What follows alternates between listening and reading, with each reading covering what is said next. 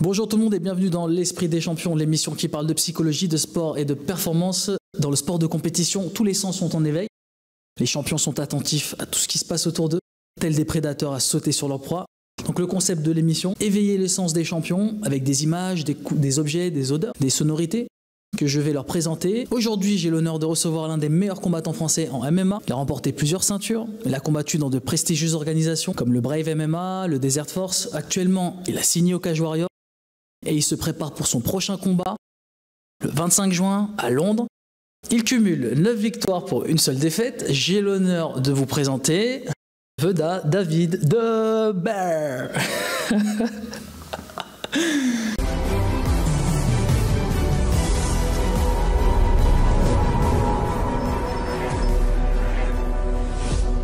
Alors dans un premier temps, pourrais-tu te présenter? Donc pour les personnes qui ne te connaissent pas, parle-moi de ta discipline, le MMA.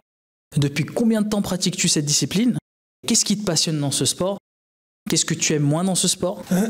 Alors salut Seb, alors je me présente, David Béard, combattant professionnel de MMA.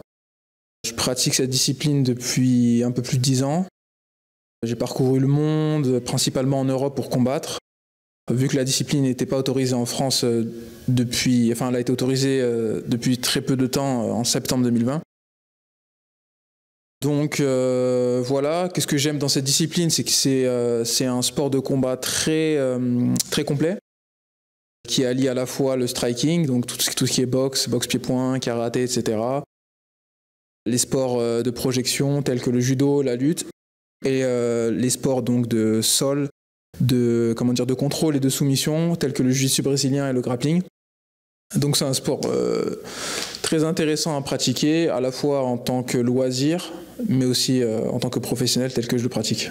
Alors quelle est ta spécialité dans l'MMA? Où est-ce que tu es le plus fort? Où est-ce que tu te sens le plus à l'aise? Et qu'est-ce que tu aimes le moins? Alors il n'y a rien que je n'aime pas dans la discipline. Je pense être un combattant assez complet. J'essaie d'exceller dans chaque discipline, donc je peux être très bon en striking, en lutte comme au sol. Après, je pense que ma qualité principale, c'est mon intelligence de combat. J'aime bien amener le combat là où j'ai envie de l'amener et là où je dois l'amener par rapport à l'opposition que j'ai en face de moi. Okay. Donc si on regarde les champions, ils ont tous eu un modèle d'inspiration. Quand ils étaient jeunes, par exemple, Cristiano Ronaldo a été inspiré par Luis Figo. On a Messi qui a été inspiré par Maradona quand il était jeune. On a aussi Mike Tyson qui a été inspiré par Jack Dempsey, par Rocky Marciano. Ils pouvaient passer des nuits blanches à regarder des cassettes de leurs combats, à les analyser, au point où ils vont les imiter, s'imprégner de leur style et les perfectionner. Donc on a aussi beaucoup de combattants en MMA qui vont s'inspirer de Bruce Lee, il y en a d'autres du grand Mohamed Ali. Est-ce que toi aussi, tu as eu pour modèle un grand champion? Alors au départ, non, je n'avais pas de modèle dans le sport quand j'ai débuté la pratique. Et ensuite, dès que j'ai commencé à connaître la discipline et à regarder de plus en plus de combats à très haut niveau, j'ai trouvé beaucoup d'inspiration chez un combattant canadien qui s'appelle Georges Saint-Pierre, qui est un très grand champion dans ma catégorie de poids de combat. Donc c'est un combattant très intelligent, très discipliné, qui travaille énormément à l'entraînement pour se perfectionner dans chaque discipline. Et pareil, j'aime bien dans son style qu'il aime bien amener le combat là où il doit l'amener, là où il le veut, pour avoir ce qu'on appelle une victoire plus ou moins facile. Donc ouais, je pense que Georges Saint-Pierre, c'est un bon modèle pour moi dans cette discipline. Et est-ce que tu as un rêve dans ce sport, un objectif ultime à atteindre? Mon objectif majeur, c'est d'intégrer l'UFC, donc qui est la plus grande organisation mondiale. Là, tout de suite, mon objectif à court terme, c'est de battre mon prochain adversaire au Cage Warrior, donc le 25 juin, donc dans 3 semaines. Donc voilà, gagner mon combat avec la manière, intégrer l'UFC et ensuite performer au plus haut niveau dans cette organisation. Nickel. Alors, je vais te montrer plusieurs choses et j'aimerais que tu me dises ce qui te vient à l'esprit. Qu'est-ce que ça représente pour toi? Une anecdote, un souvenir? Et premier objet, voilà, le masque d'ours. Ce masque d'ours, c'est le masque avec lequel je rentre en combat. Pour moi, ça représente mon point de non-retour en fait. À chaque fois que je le mets, je suis dans ma bulle, je suis pas forcément une autre personne, mais je suis vraiment focalisé sur ma victoire, sur la manière dont je dois arriver à ma victoire. Et donc voilà, c'est en gros ce qui peut me caractériser en tant que combattant, quoi. On voit souvent des champions qui font leur entrée en scène avec des masques. Il y a Khabib avec sa perruque, il y a Morgan Charrière avec son masque aussi. Et toi, tu utilises ce masque d'ours pour tes combats, pour ton entrée en scène et même pour la pesée. Donc, que représente ce masque pour toi? Comment tu te sens quand tu le portes? Et comment réagissent tes adversaires quand ils te le voient avec? Comme je te l'ai dit, ce masque, ça représente un peu mon point de non-retour. Quand je l'ai mis, je me sens invincible. Je sais que je vais gagner, je sais que je vais tout donner pour arracher la victoire. Tel un ours énervé qui doit protéger sa famille, qui doit finaliser, abattre sa proie pour pouvoir survivre, quoi. Donc c'est vraiment l'instinct animal. Donc voilà, je l'utilise un peu pour passer dans un autre mode, le mode de combat. Ensuite, c'était quoi la question? Quelle est la réaction de tes adversaires quand ils te voient avec ce masque-là? Je sais pas trop, j'ai du mal à me mettre à leur place. Certains trouvent ça assez drôle. Je sais que j'ai un adversaire, un Polonais en Afrique du Sud, qui trouvait ça drôle. Il y en a d'autres qui peuvent être peut-être un peu impressionnés. Sérieux, j'ai du mal à me situer par rapport à eux. Alors, j'aimerais que tu goûtes ce gâteau. J'aimerais que tu me dises un petit peu ce que ça représente pour toi dans le milieu du sport, dans ta discipline, dans le MMA. À quoi tu penses quand tu vois ça? Alors, je vais peut-être pas pouvoir le goûter aujourd'hui parce que je suis au régime pour mon combat. Mais ça représente pour moi, en gros, une des récompenses d'un long effort, un long régime assez draconien durant ma préparation de combat. Et ça me rappelle aussi, des souvenirs en fait quand j'étais quand j'étais vraiment au-dessus du poids de combat et où j'avais vraiment des régimes très très très durs à faire. Et voilà, et je me souviens que parfois je me faisais ce qu'on appelle des cheat days où j'allais vraiment manger tout et n'importe quoi. Et en général, c'est ma femme qui me faisait un énorme cheesecake et que je détruisais le dimanche. Donc ouais, je pense que ça me rappelle ce souvenir-là. Dans ce sport où tu dois toujours contrôler ton poids et faire attention à ce que tu manges, comment tu fais justement pour gérer ton alimentation? Est-ce que tu mets des règles en place? On voit souvent dans le milieu du fitness, par exemple, des sportifs qui mettent en place des règles comme le cheat meal. Donc ce cheat meal, c'est en quelque sorte une forme de récompense qui permet de les cadrer durant toute la semaine. Et si on réfléchit bien, c'est une forme de préparation mentale. Est-ce que toi aussi tu utilises ce genre de stratégie? Je pense que par l'expérience, je suis devenu très discipliné vis-à-vis de mon alimentation. J'ai compris en fait que l'alimentation jouait un rôle essentiel dans la performance et principalement pour moi l'alimentation entre deux entraînements ou avant un entraînement. C'est-à-dire que l'alimentation du matin avant mon premier entraînement et l'alimentation du midi avant mon second entraînement, c'est vraiment deux périodes très importantes où j'ai vraiment pas le droit de manger n'importe quoi et je suis vraiment discipliné à ce moment-là parce que j'ai besoin de performer. J'ai vraiment besoin de performer à l'entraînement et le repas du soir, je peux être un peu plus cool. Et donc voilà, c'est vraiment l'expérience qui m'a permis d'apprendre comment m'alimenter pour être performant et pour être dans la limite de poids imposée par ma discipline. Tu parles du cheat meal, cheat day. En fait, j'utilisais ce principe durant mes anciennes préparations et je trouve que c'était pas forcément la meilleure solution parce que ça me faisait rentrer dans une sorte de j'avais en fait des limites, des troubles de l'alimentation, je sais pas comment on appelle ça, et en fait c'était n'importe quoi, c'est-à-dire que j'étais très strict durant la semaine et le week-end ou une journée ou un repas où je faisais vraiment n'importe quoi et c'était limite ça n'avait aucun sens en fait, j'appréciais même pas ce que je mangeais et voilà, c'était même plus une récompense, c'était plus une fatalité en fait, voilà, c'était juste il fallait que je me venge en fait sur quelque chose et vu que la bouffe c'était quelque chose où je me restreignais énormément, donc il fallait que voilà, je me venge là-dessus et je pense avec l'expérience maintenant que c'est pas du tout la bonne solution. Je pense que la bonne solution c'est de s'alimenter correctement pour avoir un poids optimal vis-à-vis de la catégorie de poids, mais aussi m'alimenter correctement pour performer à l'entraînement. Et voilà, en fait, j'ai plus besoin de me restreindre. Oh non, je vais pas manger un peu de chocolat, je vais pas manger ceci, cela. Non, vu le nombre de calories que je perds, que j'utilise à l'entraînement, j'ai pas forcément besoin de me réguler sur la calorie, mais plus sur la qualité de la calorie pour pouvoir être performant à l'entraînement et après le poids forcément il suit avec. Nickel. Alors l'objet numéro 3 que je vais te présenter, hop, j'aimerais que tu sentes ça. et que tu me dises ton ressenti toujours. Qu'est-ce que ça représente pour toi? Qu'est-ce que c'est? Est-ce que tu peux leur expliquer aux téléspectateurs? Alors ça s'appelle de la Sweet Sweat. En fait, c'est une pommade qu'on utilise en fait pour ouvrir les pores de la peau et qui nous permettent en fait d'accélérer la sudation lors de la phase de cutting. Donc c'est cette phase en gros où on va se déshydrater énormément. D'une part par l'alimentation et d'une autre part par la sudation. Et cette crème-là, quand je la sens, ça me traumatise un peu parce que ça me rappelle les derniers moments pour la pesée, donc qui sont les plus durs, où on fait de la sudation assez extrême, à travers du sauna, des bains chauds, etc.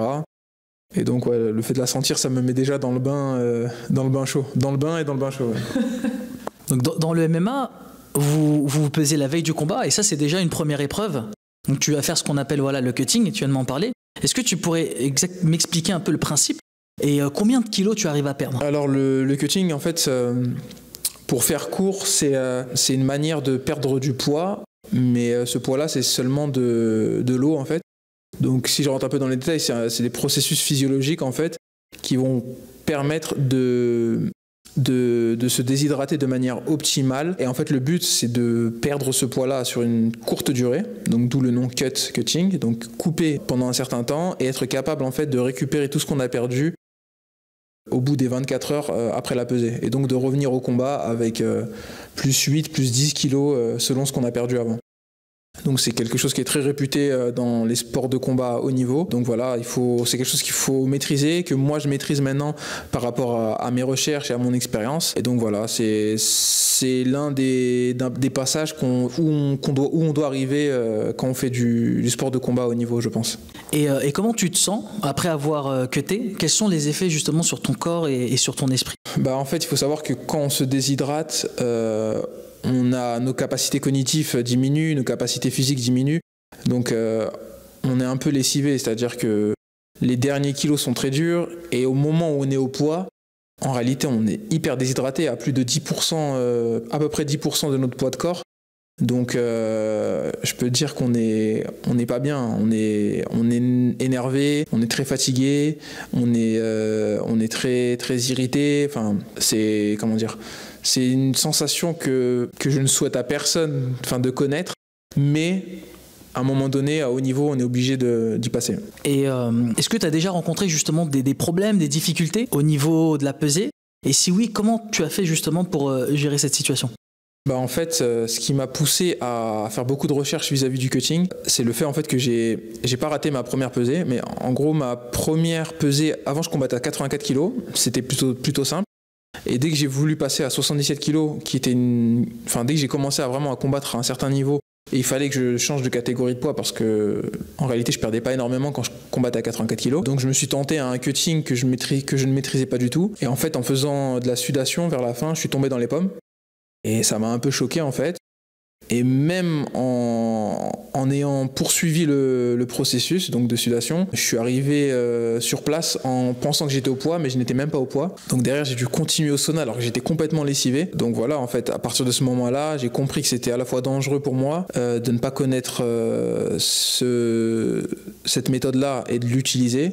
Donc j'ai fait mes recherches, j'ai vraiment fait beaucoup de recherches et voilà, et maintenant je maîtrise tout à fait le sujet et finalement maintenant la perte de poids c'est plus quelque chose de très compliqué pour moi. Et comment tu vas t'alimenter après la pesée? Est-ce que tu dois toujours faire attention à ce que tu vas avaler ou bien justement tu peux t'autoriser un petit plaisir juste après? On peut pas réellement s'alimenter immédiatement, il faut surtout penser à s'hydrater. Mais s'hydrater à travers des solutions qui sont quand même sucrées, etc. Donc en gros, je récupère quand même mon glycogène derrière, donc mon énergie. Ensuite, en termes de nutrition, moi, personnellement, je trouve que c'est très important de rester un corps discipliné à ce moment-là. En fait, on a fait tellement d'efforts pour perdre ce poids et pour être vraiment dans un état de performance optimal que derrière on arrive au combat, c'est vraiment pas le moment en fait pour soi-disant se récompenser et manger n'importe quoi. Alors là je trouve que c'est l'une des plus grosses erreurs qu'un combattant puisse faire et ça se fait encore aujourd'hui à très haut niveau. On peut se faire un petit plaisir sucré, salé, tant que ça reste dans de la petite quantité et que le corps va pas avoir trop de mal à le digérer, pourquoi pas. Mais de là, aller se taper une pizza, un grec ou un truc comme ça, un gros gâteau, enfin toute une tarte, ça n'a aucun sens à ce moment-là parce que notre but c'est juste de récupérer notre état de performance qu'on avait juste avant. Donc je pense qu'il faut faire très très très attention à ce moment-là. C'est marrant ce que tu me dis, ça me fait penser, je me rappelle en compétition au judo, t'avais beaucoup justement de personnes qui, juste après la pesée, ils allaient s'empiffrer, ça mangeait des grecs juste avant d'aller combattre, donc c'était des grands malades, ils mangeaient tout et n'importe quoi, donc juste avant les combats, et bien souvent justement ça ressortait quelques heures après sur le tatami, du coup ça faisait du coup t'étais disqualifié quoi. Donc ouais justement c'est très important de bien être encadré donc par des professionnels. Donc quand tu fais des cuttings, il y a des protocoles, il y a des procédures à suivre. Et donc il ne faut pas faire du n'importe quoi dans un premier temps pour une question de santé, parce que c'est quelque chose qui peut être dangereux. Et dans un second temps, pour pas arriver justement, comme tu disais, complètement rincé avant le combat. Donc ce serait quand même dommage de venir saboter sa préparation. Donc la veille du combat, juste parce qu'on a fait n'importe quoi niveau alimentation et sur son cutting. Donc justement, toi, tu t'es formé sur le sujet, tu t'occupes des cuttings de beaucoup d'athlètes professionnels, donc par exemple Mika Lebou, donc ancien combattant de l'UFC, on est à Mohamed Mimoun aussi, donc champion du monde IBO en boxe anglaise, et plusieurs fois champion d'Europe, champion de France, et Sofiane Oumia aussi, donc vice-champion olympique et champion du monde amateur. Donc tu interviens aussi en tant que formateur dans différents clubs de MMA. Est-ce que tu peux nous toucher un mot justement dessus ? À qui ça s'adresse et comment ça se passe exactement ? Alors oui, j'ai établi une formation qui explique à la fois le processus en fait physiologique du cutting, parce que j'aime bien en fait expliquer aux gens comment ça se passe pour qu'ils puissent en fait comprendre si jamais un jour il y a quelque chose qui ne va pas, etc. Je trouve que c'est bien de comprendre en fait ce qu'on fait à chaque fois. Donc d'abord j'explicite tout ce qui est physiologique. Et ensuite, à travers des cas d'études, je leur explique en fait comment il faut faire pour bien procéder pour avoir un cutting parfait ou optimal. Et ensuite, parce que faire le cutting, c'est la moitié des choses. Et ensuite, il faut être capable de récupérer. Et même pour récupérer, en fait, ça reste encore une science derrière. Et donc, pareil, je leur explicite exactement qu'est-ce qu'ils doivent faire pour récupérer exactement le poids perdu. Donc, c'est une formation que j'ai établie à travers l'expérience, à travers la recherche. Et voilà, cette formation, elle s'adresse à un public expérimenté, c'est-à-dire à des compétiteurs. En gros, quand je parle du cutting à des personnes qui ne connaissent pas tellement le sport, tout le monde me dit « Ah oui, je veux faire ta formation, je veux perdre 10 kilos ». Mais ce qu'ils n'ont pas compris, c'est que ces 10 kilos, c'est de l'eau. Et cette eau-là, ils vont la reprendre le lendemain ou sinon ils vont mourir. Donc en gros, ça n'a aucun rapport avec la perte de poids comme on peut l'entendre dans un régime de base. Donc cette formation s'adresse à des athlètes qui souhaitent performer à plus haut niveau, que ce soit de la compétition, on va dire moyen niveau, à des athlètes de très haut niveau. Donc si vous voulez suivre sa formation, vous avez le lien juste en bas. Donc c'est quand même important de faire les choses proprement. Et dans le sport justement de compétition, il ne faut pas se tromper. Et c'est justement tous ces petits détails qui font la différence dans la haute performance. Alors la première partie de l'interview est terminée. On se retrouve dans la seconde partie avec Veda dans l'esprit des champions.